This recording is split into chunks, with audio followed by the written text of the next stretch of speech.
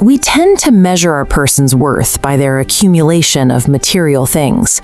Society generally operates on a simple assumption: the harder you work, the bigger your financial payout should be. If the payout isn't there, the effort was wasted.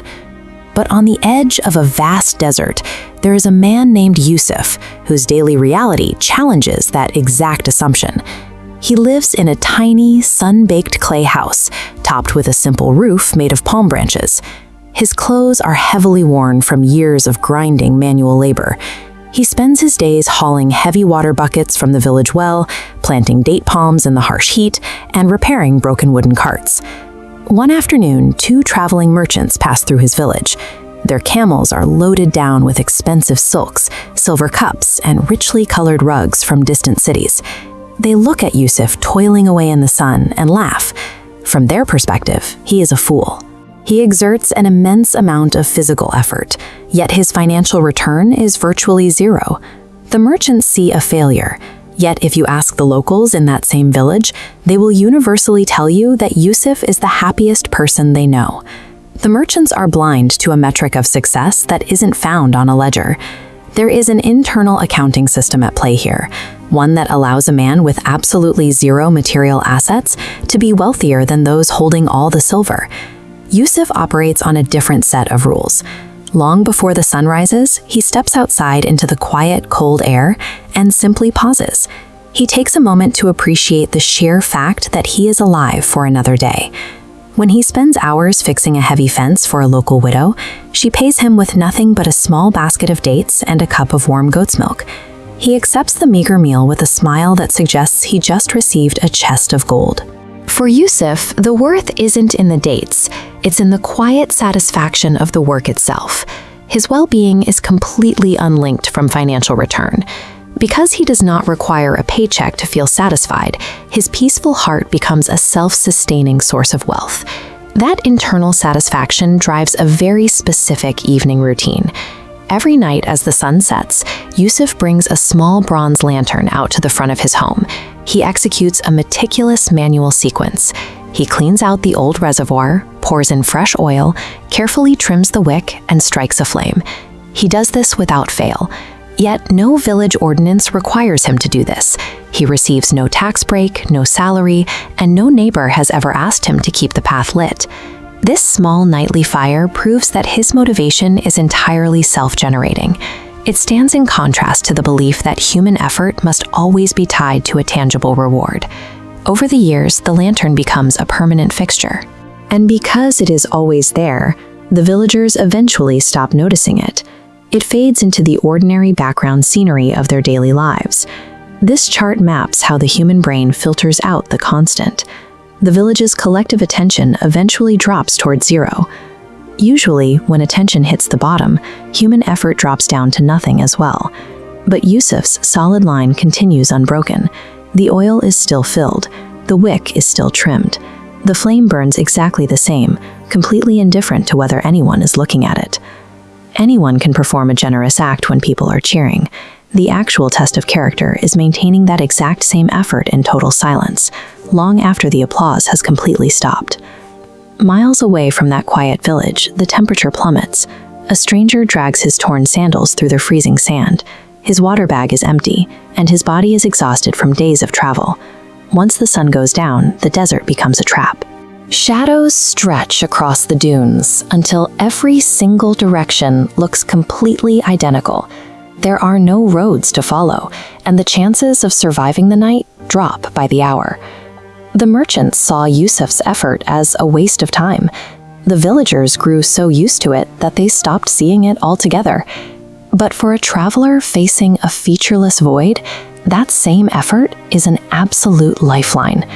Through the pitch black, the traveler spots a tiny, distant flicker. It is a single golden light resting on the earth. He locks his eyes on it and forces himself forward, one painful step at a time. The light slowly reveals the shapes of palm trees, then rooftops. He finally collapses in profound physical relief at the edge of the village, right beside the bronze lantern outside Yusuf's front door. Inside the clay house, Yusuf is fast asleep. He has absolutely no idea that the traveler is out there, and the traveler knows nothing about the man who lit the flame. Because a wick was trimmed and a reservoir was filled in total silence, a life that was nearly lost in the dunes found its way back to the world. The greatest impacts we create are often completely invisible to us. A light shone into the dark is never wasted, even if you never get to see who it guides home. We often spend years pushing toward a single massive goal, convinced that reaching it will solve our restlessness. But when we finally cross that line, we don't find the relief we expected. We just find a new kind of exhaustion. This is the traveler's life. He has spent decades moving from one achievement to the next, visiting the world's great cities and filling his bags with the trophies of a successful life. Yet tonight, out in the desert, his success feels hollow. The wind is biting, the darkness feels endless, and despite everything he owns, his heart remains as restless as the day he started. Psychologists call this the destination fallacy. It's the illusion that happiness is a fixed point in the future, a place we will finally arrive at once the right conditions are met. The problem is that reaching the goal only provides a momentary spark. Almost immediately, our brain resets to its baseline, and the finish line we just crossed turns into the starting line for the next pursuit. For the traveler, this cycle has become an inescapable web. Every achievement created a new desire. Every possession demanded another to keep it company. He has been running for years, but he hasn't actually moved. The pursuit of success, intended to bring him peace, has become the very thing draining his life. To find rest, he has to learn how to stop chasing the horizon. The traveler eventually finds a single point of light in the darkness. He knocks on a small wooden door, hoping for nothing more than a place to hide from the wind. He is met by Yusuf, a man who lives with almost nothing. The home is just smooth clay walls, a woven carpet, and the smell of fresh bread and tea. Sitting there, the traveler notices something he hasn't felt in years. There is no noise, no hurry, and none of the background anxiety that usually hums through his life. He wraps his hands around a warm cup of tea, and as the heat seeps into his skin, he feels the tension of the desert slowly leave his body. He admits to Yusuf that he has stayed in the most beautiful inns in the world, yet he has never felt a sense of calm quite like this. He begins to see that the peace in this room doesn't come from what Yusuf has built, but from what he has chosen to leave out. Yusuf explains that peace isn't something that can be stored inside a building or a bag. It is a way of seeing the world that begins with being grateful for exactly what is in front of you. He wasn't always this way. Yusuf describes his younger self as a man who lived just like the traveler, believing that happiness was something he would own once he had enough. But he realized that the things he chased never stayed. They were like the desert wind, passing through his hands without leaving a trace. So he simply stopped chasing. This chart represents the shift Yusuf made. She stopped looking for the big destination and began focusing on the small moments, the cool air before sunrise, sharing bread with a stranger, or the simple act of repairing a broken tool. The traveler sits in silence. For the first time in his life, he isn't checking his map or planning his next move. He is just there, listening. These moments require very little from us, yet they provide the weight and substance that a heart needs to stop wandering. By grounding himself in the present, Yusuf broke the cycle that had kept the traveler running. Outside, the village is silent. Thousands of lights fill the sky, and even the camels have settled under the trees. The traveler lies down on a simple mat, his mind finally quiet. The treadmill has stopped. He isn't wondering where he needs to be tomorrow or what he needs to acquire next. He has finally arrived, not at a place, but at a state of being. He looks out at the lantern still hanging by the door. It glows patiently, casting its light into the dark desert night. The lantern doesn't ask to be noticed. It doesn't demand anything from the people it guides. It simply exists to be useful, shining without any expectation of a reward. The traveler realizes that his exhaustion came from treating his life as a desert he had to conquer, rather than a place where he could simply be a light. To heal a restless heart, we have to stop looking for the next destination. We find what we're looking for when we learn to sit quietly with the present, finding joy in the small things that never ask to be noticed. Welcome to today's Explainer. We're going to unpack a truly beautiful, narrative-driven parable together. Today, we're extracting some practical, timeless wisdom about finding inner peace, which, let's be honest, is incredibly relevant for those of us navigating these super fast-paced modern lives. We're going to follow the story of a traveler, a wise elder, and a journey that shifts from the physical miles walked right down to the emotional baggage we all drag along with us. Let's dive in. Picture this, a perfectly quiet morning out in the desert. The first light of dawn is stretching across endless dunes, painting them in these gorgeous shades of amber and rose. There's a cool breeze, birds are singing, and a traveler slowly opens his eyes. He listens. There are no crowded streets, no shouting merchants, no rushing footsteps. For the first time in years, he actually slept through the entire night. His breathing is calm, and strangely, the heavy weight he'd been carrying inside his heart just feels remarkably lighter. So as our traveler is just soaking in this deeply serene morning, looking at a world that isn't rushing to get anywhere, a thought begins to form. He asks a question that we really need to ask ourselves today to uncover the core philosophy of this story. What is the secret to a peaceful life? Is it where we are, or is it something we carry? Or actually, scratch that. Maybe it's something we choose not to carry. All right, part one, a different kind of morning, setting the scene. To really get this story, we've got to look at the crazy contrast between the chaotic cities the traveler is used to and this new village. On one hand, you have the wealthy cities, places totally defined by hurry, stress, and constant worry. On the other hand, you have this desert village. The traveler sees kids laughing while carrying baskets to the well, an elderly man sweeping, a woman baking fresh bread. Nobody is hurrying. Everyone simply completes the work that belongs to the day. People smile more. They speak softly. Even when they're working hard, there is this joyful contentment that is just a complete 180 from the frantic cities of his past. Out in the morning light, the traveler spots the village elder. His name's Yusuf. Yusuf is kneeling in the dirt, patiently watering these tiny, fragile little plants. The dry earth drinks the water instantly, but Yusuf is perfectly patient. When the traveler points out how small the plants are, Yusuf drops this absolute gem of wisdom. He says most people only admire the great, massive trees, but they forget that every great tree once depended on someone who believed in a tiny seed. It's such a beautiful metaphor for how massive, sweeping peace actually comes from small, carefully nurtured daily habits. Let's jump into part two, the invisible burdens we carry, auditing our luggage. Later that morning, over breakfast under the shade of a palm tree, the traveler finally asks Yusuf the big question. What is the secret to the contentment here? But Yusuf, like any truly great teacher, doesn't just spoon-feed them the answer. Instead, he pours fresh water into 2 simple clay cups, looks toward the rising sun, and asks a pretty profound question. When you travel, what do you usually carry? I actually want you to pause and answer that for yourself right now. When you move through life, what exactly are you packing? Now, our traveler takes this super literally, right?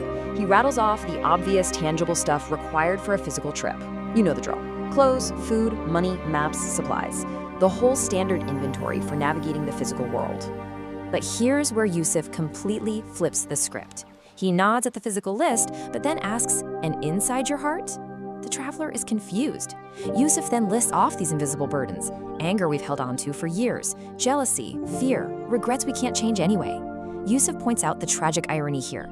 People spend their entire lives fiercely protecting burdens that they were literally never meant to carry in the first place. As a quiet desert breeze passes between them, Yusuf hits him with this brilliant analogy. Think of a camel trekking across the dunes. It will literally collapse if you never take its load off. Well, the human heart operates the exact same way. Hearing this, the traveler suddenly does an audit of his own invisible luggage.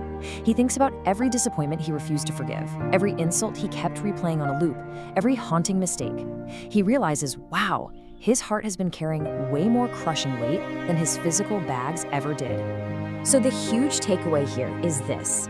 In our modern culture, we are constantly sold the idea that peace and happiness come from getting more money, more status, more answers.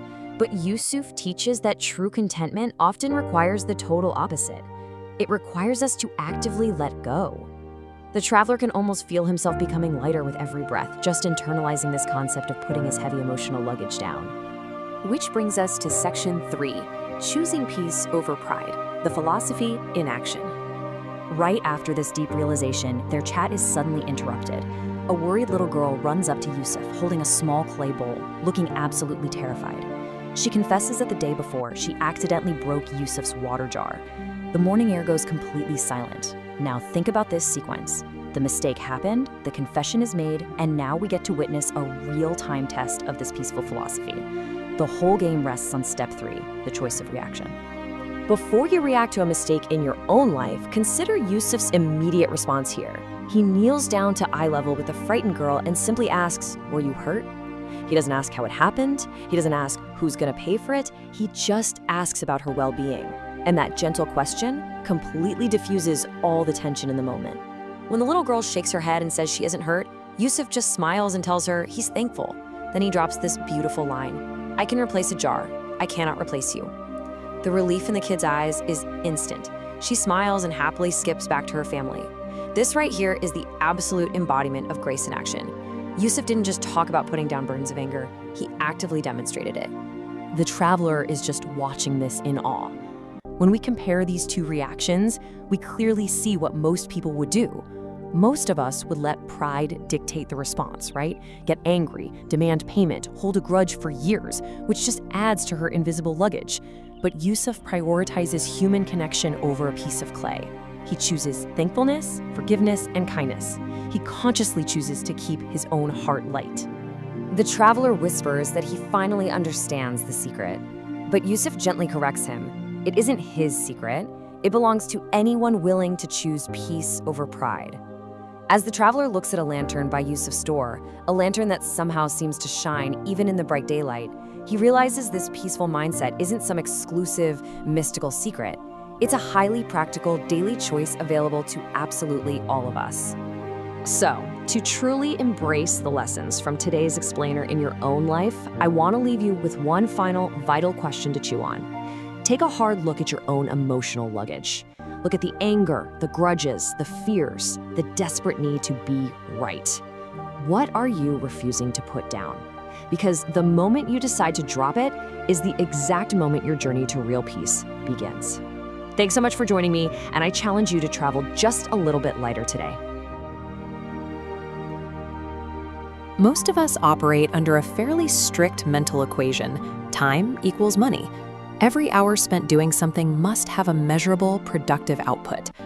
That mindset trains us to view our daily interactions as a series of calculated exchanges. We want everything fast, efficient, and neatly settled on a ledger. Imagine a traveler, someone used to that exact modern pace, arriving in a quiet, sun-baked village. He's rushing, constantly keeping a mental tally of his schedule. And there he meets a man named Yusuf. Yusuf begins every day by packing a very specific set of implements: a wooden hammer, iron nails, a coil of rope, and a carving knife worn smooth by years of careful use. Yusuf clearly knows how to work. He tells the traveler that as long as his hands are able, they should remain useful.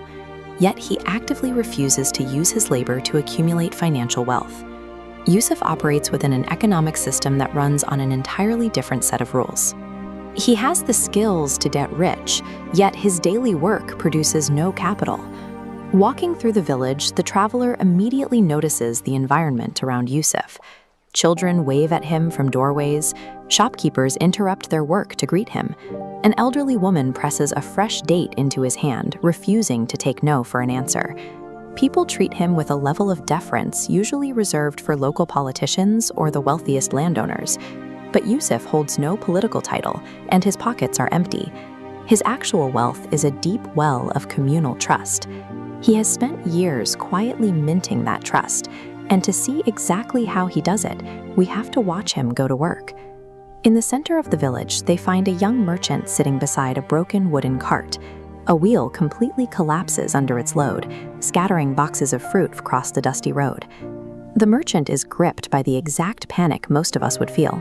He's calculating the hours lost, the deliveries he's going to miss, and the entire week of labor essentially wiped out by a bad piece of wood. Yusuf doesn't offer any dramatic words of comfort. He simply sets down his bag and goes to work. He moves methodically.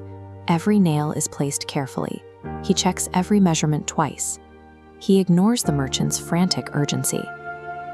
Once the wheel turns smoothly again, the two economic systems collide. The young merchant naturally reaches into his pocket to pay for the repair. Yusuf gently raises his hand and declines the coins. He asks for something else instead, a promise. He tells the merchant that if he ever finds someone whose burden he can lighten, he must help them and ask for absolutely nothing in return. This diagram illustrates the promise. The merchant is a single node. Accepting Yusuf's terms makes him a debtor. Paying that favor forward creates a connection, branching out as people help others. This expanding web of favors travels further than a single coin ever could. Yusuf's labor serves as a calculated investment into a regional social safety net, one that ensures the community is ready to catch him, or anyone else, when they eventually fall.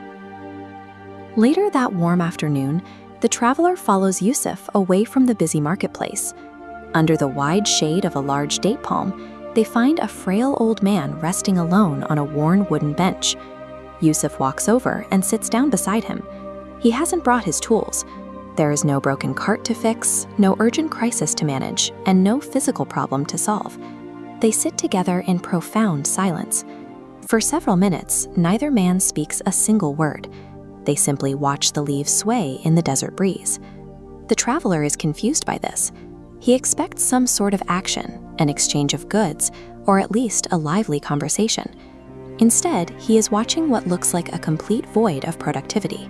But this scale shows us the true value of that silence. On the left, transactional value, represented by a coin. On the right, intangible value, represented by an hourglass. Giving someone your undivided presence is an economic offering of its own. In a society starved for time, undivided presence is the rarest and most valuable commodity you can offer someone. It costs absolutely nothing but your attention. At the end of the day, a standard ledger of Yusuf's activities would look dismal. He earned exactly 0 coins, and he spoke very few words. Yet look at the actual value he generated. He rescued a young merchant's livelihood, and he provided deep comfort to an isolated elder. We all have the capacity to generate this kind of wealth. The primary barrier is that we are blinded by our own chronic rushing. We move so quickly toward our own goals that we miss the immediate opportunities to be useful.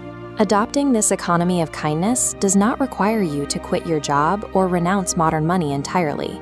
It requires a specific type of discipline. The discipline to deliberately hit the brakes on your own forward momentum the moment an opportunity to help arises. Stop staring at the distant horizon of productivity for a moment. Look at the people immediately around you. Pay attention to who is carrying a heavy load or who is simply sitting alone. Slowing down creates the necessary friction for true human connection to take root. Most of us spend our waking hours locked in a high-speed pursuit. We rush physically from task to task, our minds sprinting toward undefined destinations, terrified of falling behind a clock we cannot control. This constant motion feeds a specific kind of fatigue, status exhaustion. It is the heavy, invisible toll of trying to maintain a certain image and prove our importance to everyone we encounter. Under the stress of that exhaustion, the mind vacates the center of the timeline. All our cognitive energy is pulled toward the nodes of the past and the future, dwelling on old regrets or obsessing over what comes next, leaving the present moment empty and dark. When velocity is the only metric for success, the periphery blurs. We begin to view the world through a lens of momentum, where a tired animal or a neighbor in need is seen only as an interruption to our pace. Breaking this cycle requires stepping completely out of the race. When a traveler entered a quiet village with no destination to reach, he began walking beside a local man named Yusuf. With no clock to beat, his physical rhythm finally began to settle. He started to realize that his deepest exhaustion did not come from the miles he had walked. It came from the constant, high-speed mental effort of feeding his own ego. At the edge of the village, that momentum stopped. An old donkey stood struggling beneath heavy baskets of firewood, unable to take another step. Yusuf walked toward them immediately. Together, they lifted the heavy baskets off the animal's back, giving the donkey instant relief. It let out a long breath and closed its eyes. In all his travels, the man had hurried past weary creatures without a second thought. But by slowing his pace, he finally had the mental space to notice the quiet dignity in another living thing. At the farmer's home, the old man offered them a few silver coins. Yusuf gently closed the farmer's hand back around the pouch. He explained that the farmer had already given them something, the opportunity to be of use. Yusuf saw that while the body reaches its limit through labor, the heart operates on a different economy. As he put it, his body might grow weary, but kindness never made his heart tired. Working strictly to elevate our own status drains our energy, but expending physical effort to relieve the suffering of someone else can actually rejuvenate the mind. In this light, empathy acts as a fuel rather than a burden. Beyond the village, the landscape opened into a vast, timeless expanse. Waves of golden sand rolled toward the horizon, making everything human look temporary.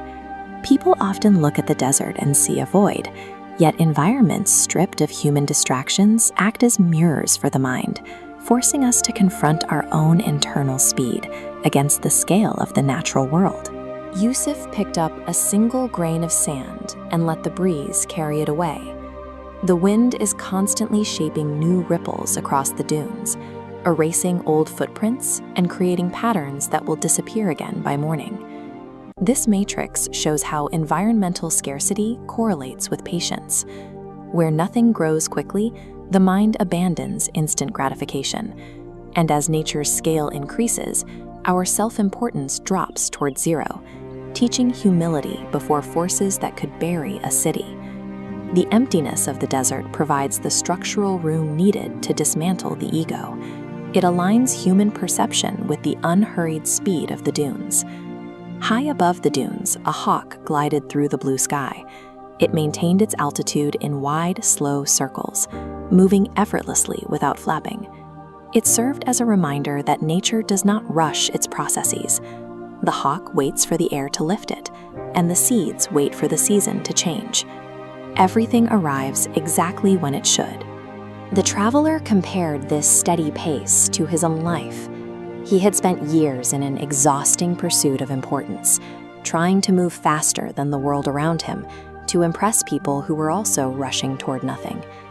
As he sat in the warm breeze, the internal noise finally stopped.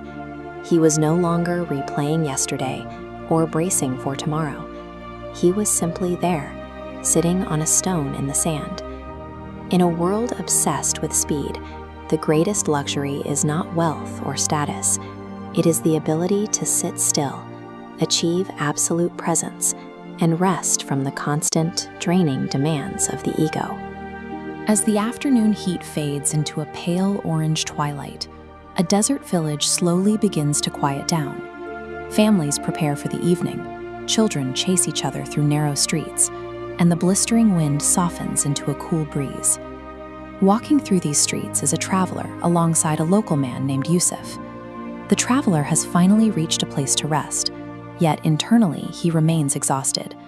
His mind is racing, constantly cycling through endless plans and lingering worries. This intersecting network of chaotic data points represents a racing mindset, a constant loop of anxiety and overplanning. We trick ourselves into thinking this endless looping keeps us safe. As the network spins faster into a dense center, it generates a false sense of control. But operating in this default state of acceleration leaves us entirely depleted. It drains our energy reserves so completely that when real, sudden friction actually arrives, we have very little left to give. That friction arrives with the sudden sound of hurried footsteps. A young boy sprints up the dirt path, breathing heavily, desperate for Yusuf's help. Yusuf and the traveler immediately follow the boy to a small home at the edge of the village. Inside, the atmosphere is heavy and tight. The mother lies pale on a simple bed, flanked by two deeply frightened children. The sheer shock of the medical crisis has triggered a distinct psychological reaction: fear paralysis. The room is entirely silent, and the fear is so thick that everyone has temporarily lost the ability to speak. When we finally break through that initial silence, the standard human impulse is to overcompensate with frantic energy. We feel a desperate urge to move faster, raise our voices, and find an immediate fix to make the fear go away. Acting on that frantic instinct rarely solves the problem. It only adds noise to an already chaotic environment, deeply unsettling the very people we are trying to help, and making the crisis much harder to navigate. Yusuf takes a completely different approach. He enters the sick room with a quiet, deliberate pace. His slow, unhurried physical movements act as a direct counterweight to the thick anxiety filling the space. He kneels beside the bed. Rather than scrambling for medical supplies, he simply places the back of his hand gently on the mother's forehead, then quietly asks the traveler to fetch a bowl of cool water. What makes this intervention so effective is what Yusuf deliberately leaves out. He issues no loud commands. He displays zero visible panic, no promises of sudden cures. Those slow actions trigger a physical shift. The children relax their tense postures, and the mother's breathing settles into a slow, steady rhythm. Yusuf's initial victory here is psychological. By stripping the anxiety out of the room, he successfully neutralizes the emotional crisis before even attempting to address the physical illness. As they leave the home, the traveler remarks on Yusuf's ability to know exactly what to do. Yusuf corrects him, offering a simple thesis: "I simply try to bring peace before solutions." Look at this flowchart to see how this strategy maps out. When a crisis hits, leaders typically take one of two paths. Path A routes through panic and inevitably leads to chaos, while Path B routes through peace and leads to a place of strength. The mechanics of transitioning to peace rely on lowering the emotional temperature of the room. By projecting calm, you establish a baseline of safety that allows everyone to stop reacting and start thinking. Once the panic subsides, people regain the ability to function. The children stopped hiding and became capable of helping because they were no longer paralyzed by the ambient fear in the room. The defining rule of this approach is straightforward. Calmness is just as contagious as panic, making the establishment of peace the first step toward any effective long-term problem-solving.